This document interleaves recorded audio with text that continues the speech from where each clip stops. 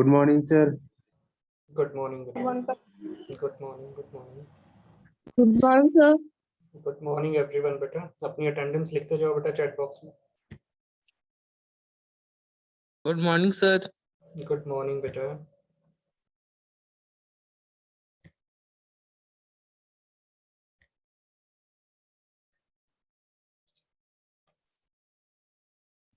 Good morning, sir. Good morning बेटा.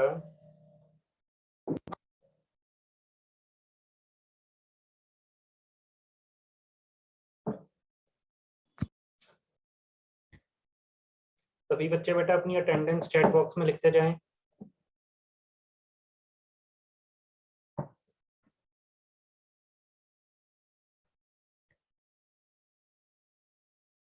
Then we are going to start your class in next 3 minutes. Good morning, sir. Good morning बेटा. Good morning everyone. अपनी attendance लिखते जाइएगा बेटा chat box में. और attendance लिखने का मतलब है your name, class and roll number.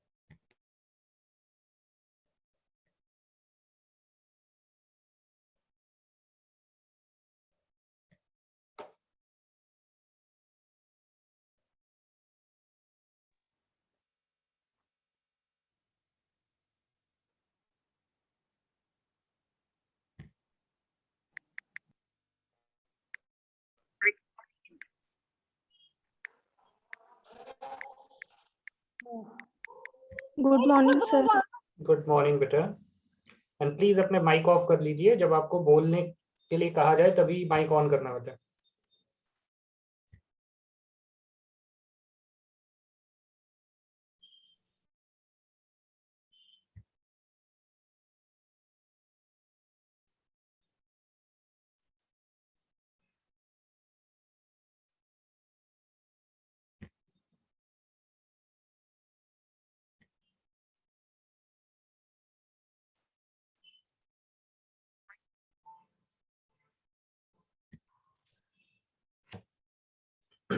Okay बेटा, कल जो क्वेश्चंस हमने डिस्कस किए थे, स्टेटमेंट्स वाले 3 क्वेश्चंस हमने डिस्कस किए थे. उन क्वेश्चंस में किसी को कोई डाउट है बेटा तो वो पूछ सकता है, नहीं तो फिर हम नेक्स्ट पार्ट सॉल्व करेंगे उनके. Okay No, sir. ओके बेटा. No, sir.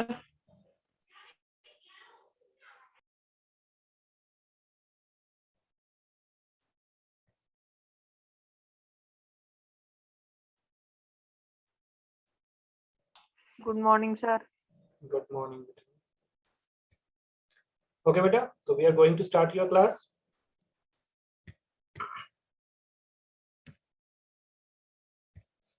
तो आज हमने फोर्थ पार्ट डिस्कस करना है ऑफ क्वेश्चन नंबर 2 ऑफ exercise 3.4.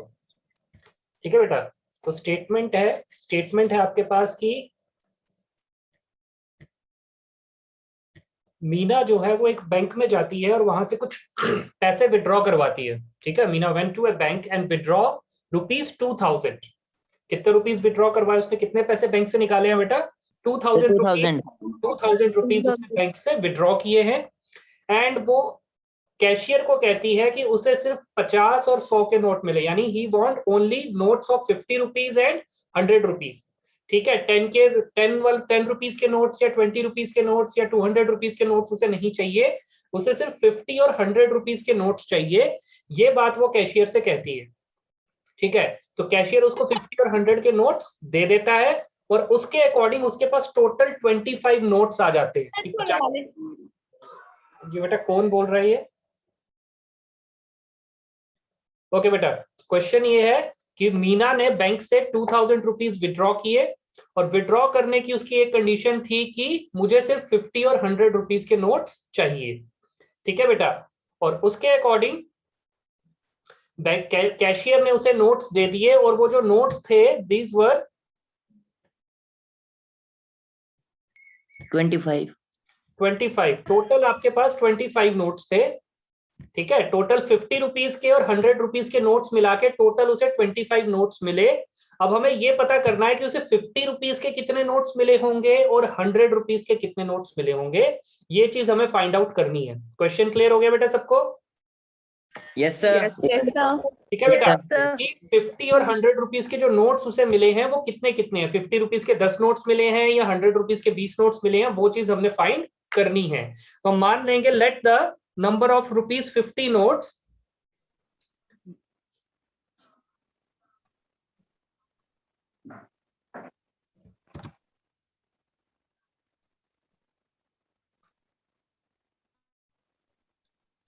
let the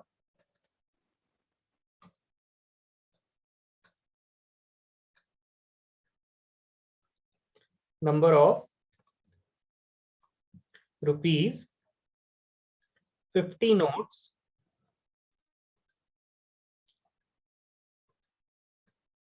and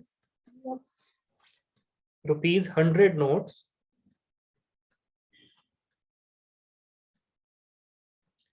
be X and Y respectively.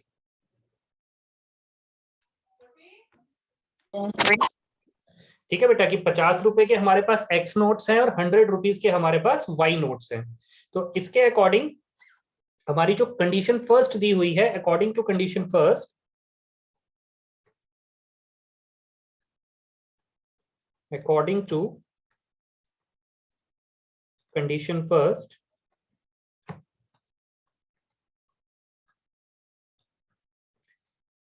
According to condition first बेटा, कि आपके पास जो दोनों नोट्स मिला के टोटल नोट्स कितने मिले हैं उसको 25. 25। यानी फर्स्ट कंडीशन जो हमारी बनेगी that will be x plus y is equal to 25.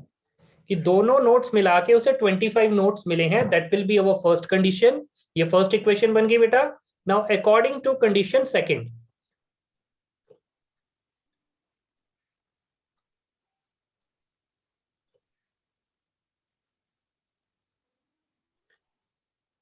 ठीक है बेटा, अकॉर्डिंग टू कंडीशन सेकंड अगर मैं ये मान के चलूं कि मेरे पास 50 रुपीज के 10 नोट्स हैं, 50 रुपीज के कितने नोट्स हैं 10 नोट्स हैं, और 100 रुपीज के 15 नोट्स, ठीक है बेटा। तो टोटल कितने रुपीज हो गए मेरे पास, अगर मेरे पास 50 रुपीज के 10 नोट्स हैं और 100 रुपीज के 15 नोट्स हैं तो टोटल कितने रुपीज होंगे मेरे पास 2000। ठीक है, बट मुझे पता है कि मेरे पास 50 रुपीज के कितने नोट्स हैं x और 100 रुपीज के कितने नोट्स हैं y। ठीक है, तो it means 50x plus 100y plus 100y is equal to 2000। ये बात समझ में आई बेटा? Yes, sir. सेकंड क्वेश्चन समझ में नहीं आई कि बेटा अगर तेरे पास 50 रुपए के 10 नोट हैं, 50 रुपीज के 10 नोट्स हैं, तो तेरे पास कितने रुपए हुए 500। ठीक है बेटा, यस और अगर 100 रुपीज के 15 नोट्स हैं तो कितने रुपीज हुए 1500।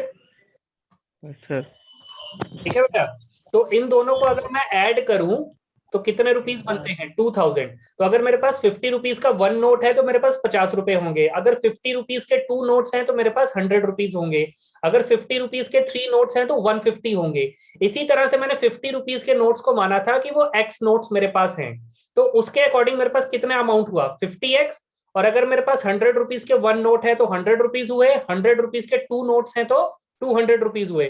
बट मेरे पास कितने नोट्स हैं y, कितने नोट्स हैं y, तो 100 इंटू y, और इनका टोटल जो सम है, टोटल कितने पैसे मीना ने विड्रॉ किए हुए हैं 2000। ठीक है बेटा, तो उसके अकॉर्डिंग हमारी सेकंड कंडीशन बनेगी, तो that will be our second equation. ठीक है बेटा, ये कौन सी इक्वेशन बन जाएगी सेकंड इक्वेशन। किसी कोई डाउट बेटा इन दोनों इक्वेशंस में?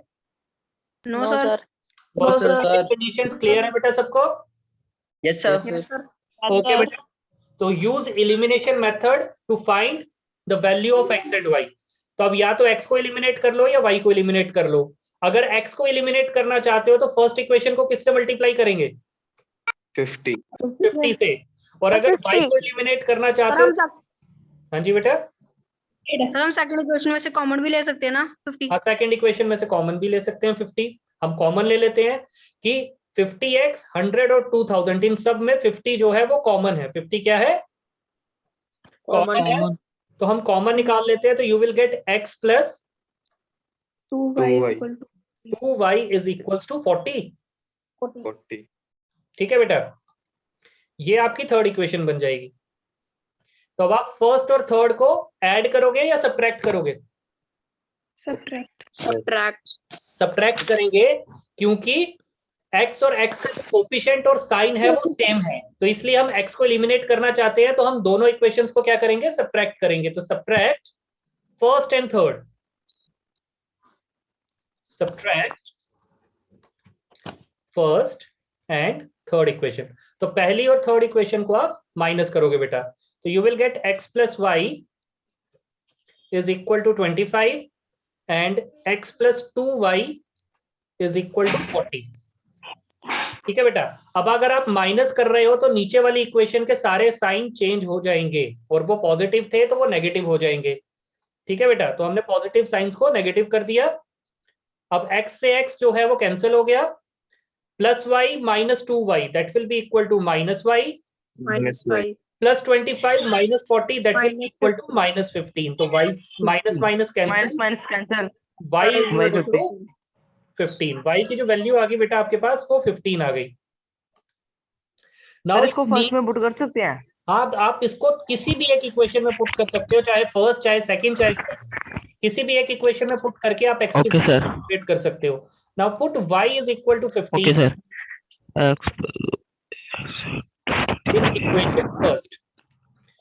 ठीक है बेटा, तो y की वैल्यू जो हमारे पास 15 आई है उसे हम इक्वेशन फर्स्ट में पुट करेंगे, तो x plus 15 is equal to 25 था, तो जो x की वैल्यू हो जाएगी that will be 25 minus 15 and 10। 10 हाँ 10 बेटा 10। ओके, तो नंबर ऑफ 150 रुपीज नोट्स कितने हो गए हमारे पास? 10 is equal to 10 and number of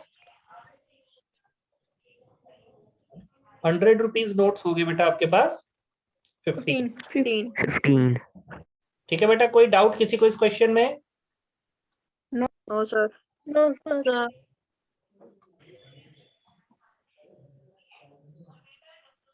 ठीक है बेटा, ये आपका क्वेश्चन था। जो क्वेश्चन ये था कि मीना ने बैंक से 2000 रुपीज विड्रॉ किए, 2000 रुपए निकाले, ठीक है, और उसने कैशियर के सामने ये कंडीशन रखी कि उसे सिर्फ 50 और 100 के नोट्स ही चाहिए, इसके अलावा और कोई नोट नहीं चाहिए। तो कैशियर ने उसे टोटल 25 नोट्स दे दिए। अब हमने ये पता करना है, ये फाइंड करना है कि उसके पास 50 रुपीज के कितने नोट्स हैं और 100 रुपीज के कितने नोट्स हैं। तो उसके अकॉर्डिंग हमने क्या किया, हमने 50 रुपीज के नोट्स को x मान लिया और 100 रुपीज के नोट्स को हमने y मान लिया। ठीक है बेटा, और according to condition first total जो नोट्स थे हमारे पास 50 और 100 के मिला के वो 25 थे।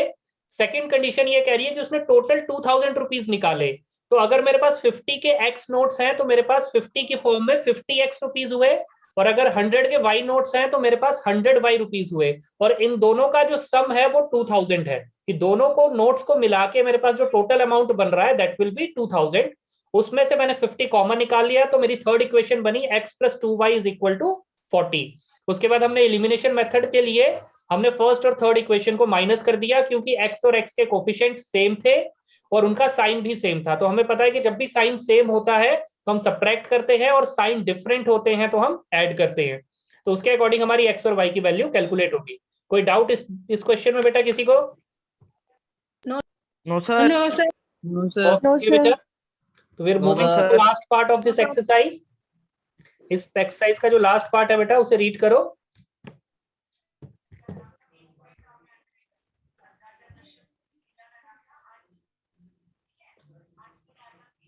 सर इसमें फिक्स चार्ज और एडिशनल चार्ज निकालना है सर।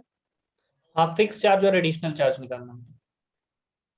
ओके बेटा, तो क्वेश्चन है आपके पास है कि lending library has a fixed charge for the first 3 days and an additional charge for each day thereafter.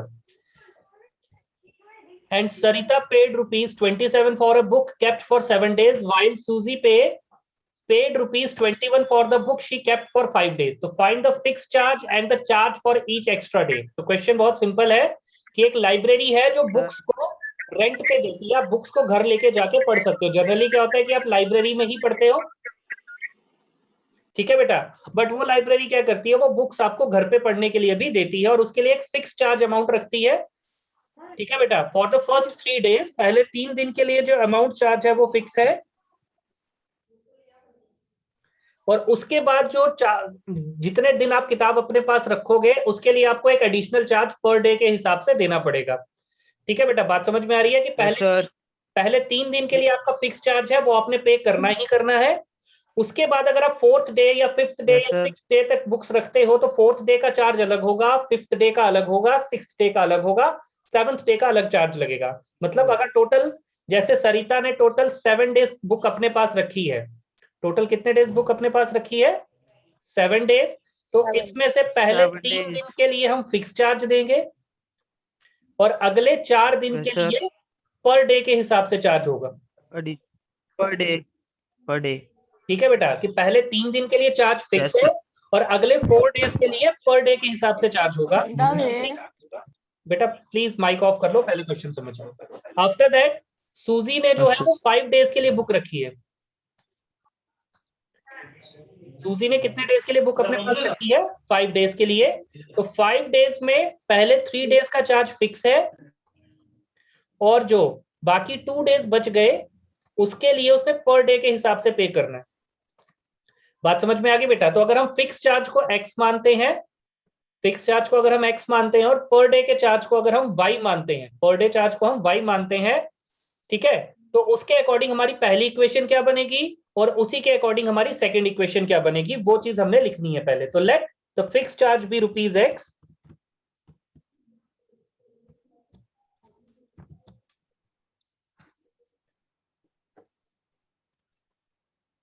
let the fixed charge be ₹x and charge for per day and each day charge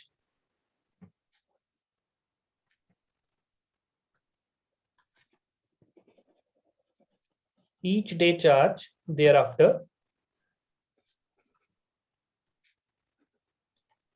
be ₹y, ठीक है बेटा, कि पहले दिन के लिए हम पहले 3 दिन के लिए फिक्स चार्ज x रुपीस दे रहे हैं और उसके बाद बाकी दिनों के लिए हम y रुपीस पे कर रहे हैं पर डे के हिसाब से। तो अकॉर्डिंग टू कंडीशन फर्स्ट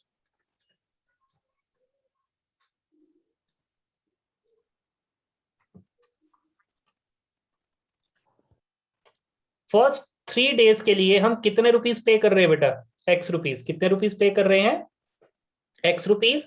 और सरिता ने जो है टोटल 7 डेज के लिए बुक रखी, तो पहले 3 दिन के लिए उसने x रुपीस दे दिए और अगले 4 दिन के लिए उसने y रुपीस के हिसाब से पे करना है, कि हर दिन के लिए y रुपीस देने हैं। तो 4 डेज के लिए कितने रुपीस देगी? 4y। अगर 1 डे के लिए y रुपीस दे रही है तो सेकंड डे के लिए भी y, थर्ड डे के लिए भी y और फोर्थ डे के लिए भी y, तो टोटल 4y रुपीस वो पे कर रही है और टोटल जो रेंट उसने लास्ट में पे किया है दैट विल बी 27। तो अवर first condition is x plus 4y is equal to 27. This will be your first equation, कि पहले 3 दिन के लिए हमने x रुपीस इकट्ठे पे कर दिए, पहले 3 दिन का रेंट हमने इकट्ठे दिया है x रुपीस।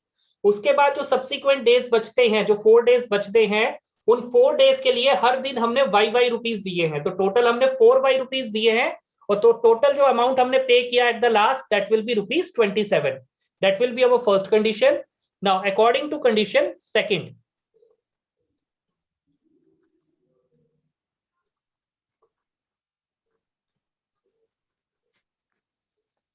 सेकेंड कंडीशन ये कहती है बेटा कि सूजी ने 5 डेज के लिए बुक अपने पास रखी, तो 5 डेज में से पहले 3 डेज के लिए उसने भी x रुपीस पे किया, इकट्ठा रेंट पे किया है और बाकी जो 2 डेज उसके पास बच गए उसके लिए उसने y प्लस y यानी टोटल 2y रुपीस पे किए हैं and his total amount is 21 rupees. That will be your second equation. Now use elimination method. किसको एलिमिनेट करोगे बेटा? x को एलिमिनेट करोगे और मुझे x और y की वैल्यू बताओगे क्या आ रही है आपके पास। यस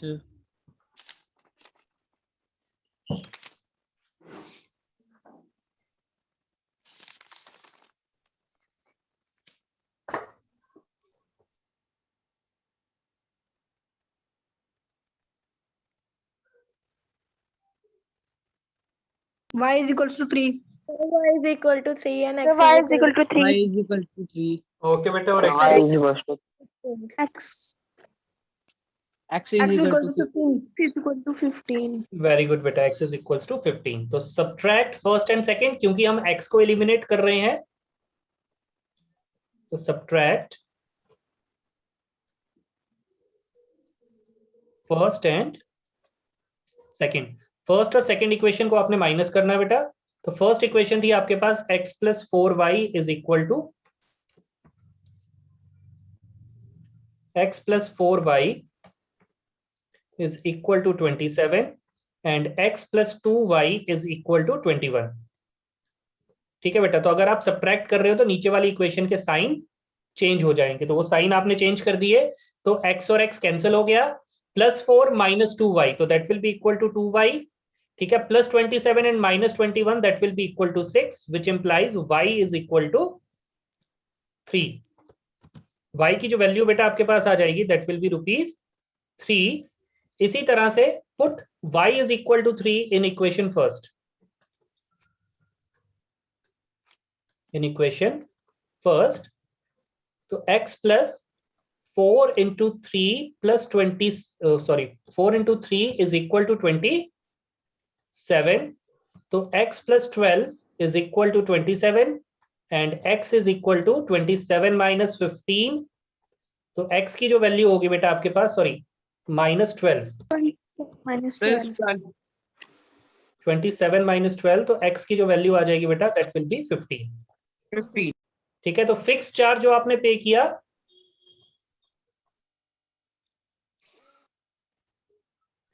इज इक्वल टू ₹15 और एडिशनल चार्ज जो आपने पे किया 3. That will B ₹3 per day. ठीक है बेटा, क्लियर हो गया ये क्वेश्चन? किसी कोई डाउट है इसमें तो पूछ सकता है बेटा। दोबारा रिपीट कर देता हूं मैं क्वेश्चन कि एक लाइब्रेरी है जो बुक्स को रेंट पे देती है और कंडीशंस ये है कि पहले 3 दिन के लिए फिक्स चार्ज है, एक फिक्स अमाउंट है जो आपने पे करना ही करना है, और उसके बाद आप जितने दिन के लिए रखोगे हर डे के लिए आपने एक्स्ट्रा रुपीस पे करने हैं, हर डे के लिए आपने एक्स्ट्रा रुपीस पे करने हैं। और उसके बाद सरिता एंड सूजी 2 जने थे जिन्होंने बुक्स अपने रेंट पे ली। सूजी ने जो है 27 रुपीस पे किए 7 डेज बुक अपने पास रखने के लिए, और सूजी ने 21 रुपीस पे किए, उसने 5 डेज वो बुक अपने पास रखी। तो हमें ये पता करना है कि फिक्स चार्ज क्या है और एक्स्ट्रा चार्ज क्या है। तो हमने फिक्स चार्ज को x माना और एक्स्ट्रा चार्ज को y माना, और फर्स्ट कंडीशन के अकॉर्डिंग हमारे पास फिक्स चार्ज x और 4 डेज के लिए हमने एक्स्ट्रा बुक रखी थी, तो 4y इज इक्वल टू 27। तो ये first condition is x plus 4y is equal to 27। Now according to condition second, x plus 2y is equal to 21। तो फर्स्ट और सेकंड इक्वेशन आपकी फ्रेम हो गई। उसके बाद आपने एलिमिनेशन मेथड अप्लाई किया जिसमें आपने फर्स्ट और सेकंड इक्वेशन को सब्ट्रैक्ट किया, वहां पे x एलिमिनेट हो गया और आपको y की वैल्यू मिल गई 3, और वही वैल्यू जब आपने फर्स्ट इक्वेशन में पुट की तो आपको x की वैल्यू मिल गई 15। किसी को स्टिल कोई डाउट है तो बेटा वो पूछ सकता है। No. No, sir. No, sir. No, sir. Okay बेटा, No, sir. Sure? Yes, sir. Yes, sir. Okay बेटा, तो नेक्स्ट मेथड अब हम स्टार्ट करने जा रहे हैं। ये एक्सरसाइज आपकी कंप्लीट हो गई है। ठीक है बेटा, now we are going to start the next method for finding the solutions of an equation. Next और लास्ट मेथड जो आपने सीखना है उसका नाम बताएगा बेटा कोई? Sir, multiplication method. Cross multiplication method. The last method is cross multiplication method.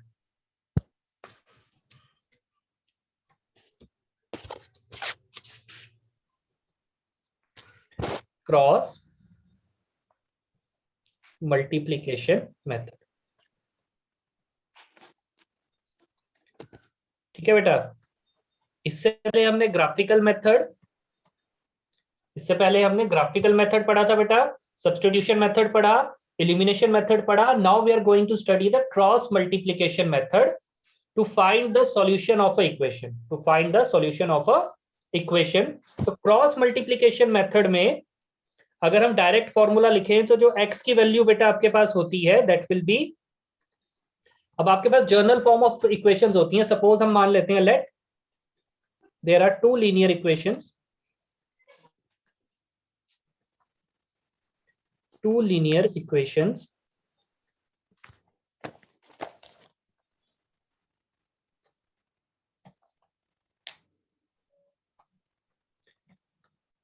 a1x plus b1y plus c1 is equal to 0।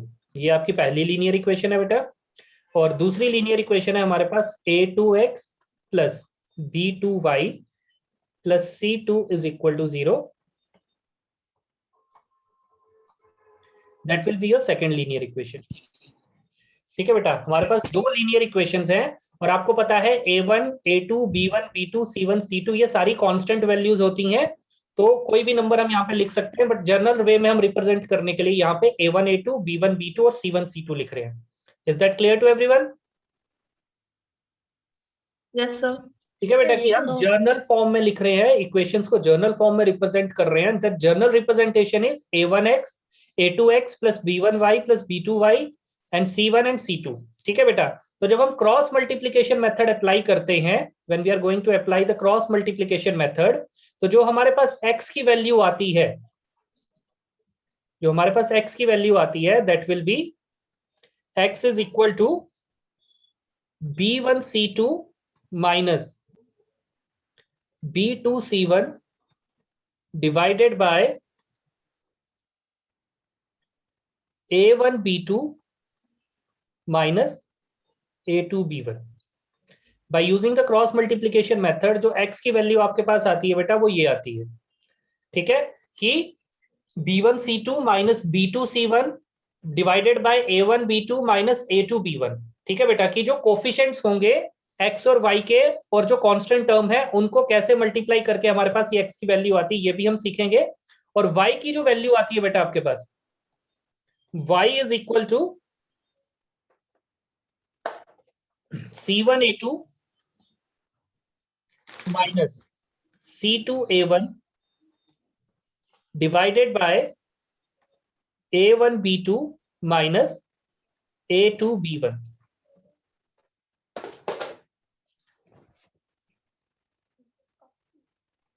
ठीक है बेटा, सही ये याद X- रखनी है, क्या कह रहे हैं बेटा? सही याद रखनी है। हाँ, ये याद रखनी है बेटा, याद रखने का भी एक तरीका है, वो भी हम बताएंगे। ठीक है बेटा, कि x और y की जो वैल्यू आती है वो इस तरीके से आती है when you are going to find the x and y with the help of a cross multiplication method. तो जो आपके पास कोफिशिएंट दिए होते हैं x, y और कांस्टेंट के, उनको इस तरीके से लिख के हम x और y की वैल्यू फाइंड कर सकते हैं। ये नोट कर लिया बेटा सबने? सर आपकी आवाज अटकती आ रही है। बेटा तुम्हारे वहां पे सिग्नल प्रॉब्लम होगी, लीव करके दोबारा रिज्वाइन करो। Okay sir. Okay sir wait, ठीक है बेटा, ये फॉर्मूलाज लिख लो, ये क्रॉस मल्टीप्लिकेशन मेथड के लिए बहुत जरूरी है। ये फॉर्मूलाज लिख के ही आप इसको आगे लिख पाओगे।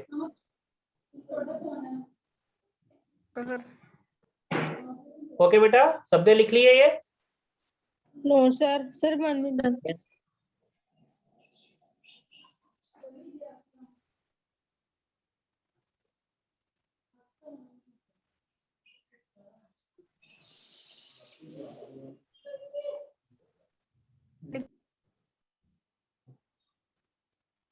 ओके बेटा, सर लिख लिए। नेक्स्ट हम ये चेक करते हैं कि इनको हम लर्न कैसे रख सकते हैं। तो लर्न करने के लिए आपने क्या करना है, आपने कॉन्स्टेंट्स को अरेंज करना है।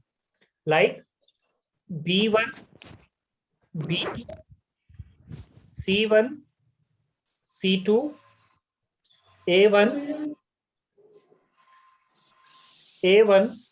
a2 and again b1, b2।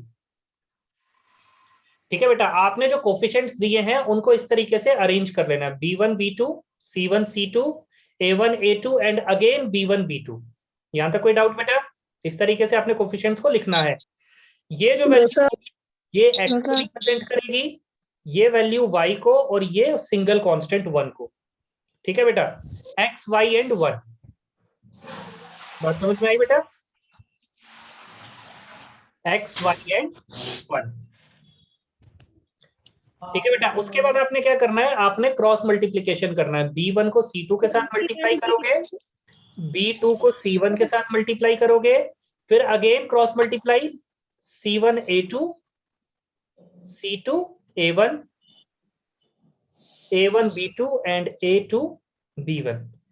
ठीक है बेटा, इस तरीके से आपने क्रॉस मल्टीप्लीकेशन करनी है। That will be the cross multiplication कि हम कोफिशिएंट्स को अरेंज करते हैं b1 b2, c1 c2, a1 a2, b1 b2। पहली जो टर्म्स होती हैं वो x को रिप्रेजेंट करती हैं, मिडिल वाली टर्म्स y को रिप्रेजेंट करती हैं, और जो लास्ट टर्म्स होती हैं वो 1 को रिप्रेजेंट करती हैं। यहां तक कोई डाउट बेटा? No sir. ठीक है, तो जब Yes, हम sir. क्रॉस मल्टीप्लाई करेंगे, when we are going to cross multiply these terms, so you will get x upon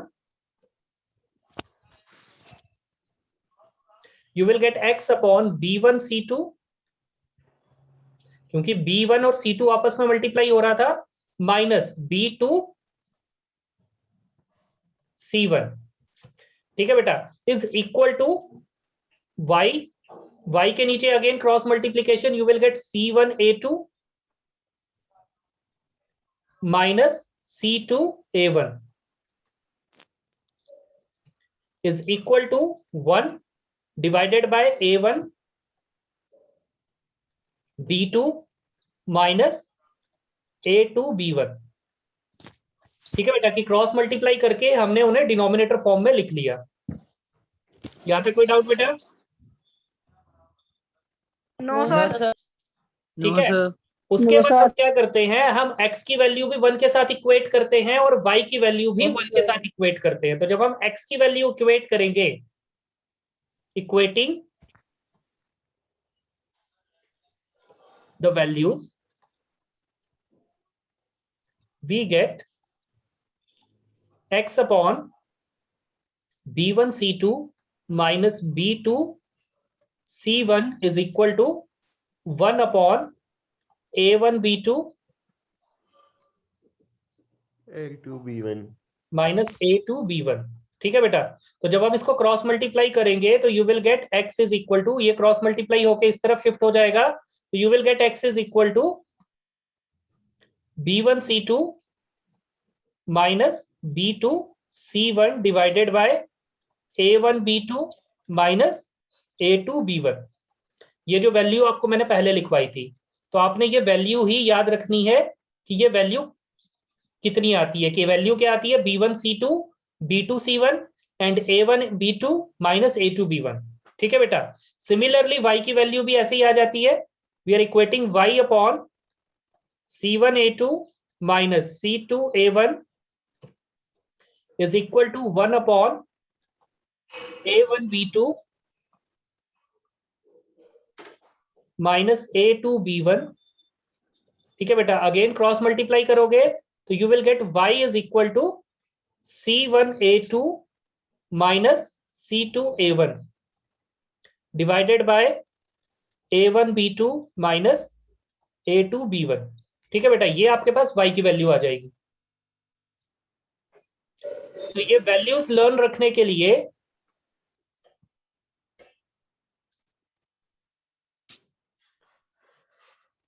ठीक है बेटा, ये वैल्यूज लर्न रखने के लिए आपको ये डायग्राम आपके माइंड में होनी चाहिए। अगर ये डायग्राम आपके माइंड में है तो आप वैल्यूज आसानी से लिख लोगे। ठीक है बेटा, x की वैल्यू बन जाती है b1 c2 minus b2 c1 divided by a1 b2 minus a2 b1। y की वैल्यू बन जाती है बेटा आपके पास c1 a2 minus c2 a1 divided by a1 b2 minus a2 b1। तो ध्यान से देखोगे तो डिनोमिनेटर में कोई चेंज नहीं है, डिनोमिनेटर बिल्कुल सेम रहते हैं, सिर्फ चेंज किस में होता है, अपर वैल्यू में, न्यूमरेटर में। तो ये वैल्यूज कैसे हम यूज करेंगे ये हम कल सीखेंगे, कल हम प्रैक्टिस करेंगे इसकी। तो जब आप प्रैक्टिस करोगे क्वेश्चंस तो आपको ये फॉर्मूलाज ऑटोमेटिकली लर्न हो जाएंगे। ठीक है बेटा, मैथ्स में सबसे इंपॉर्टेंट चीज प्रैक्टिस ही है, जितनी प्रैक्टिस करोगे उतने अच्छे से फॉर्मूला लर्न हो जाएगा। ठीक है बेटा, कोई डाउट इस फॉर्मूले में? No sir. ओके बेटा, No, sir. ओके बेटा, then you can leave the class, stay safe and stay at home. ठीक है बेटा, हैव अ ग्रेट डे, बाकी हम कल डिस्कस करेंगे। ओके बेटा, Okay, sir. ओके बेटा, thank you Okay, sir. sir. Thank you, sir. thank you sir thank you sir. Welcome. Thank you, sir. Thank you, sir.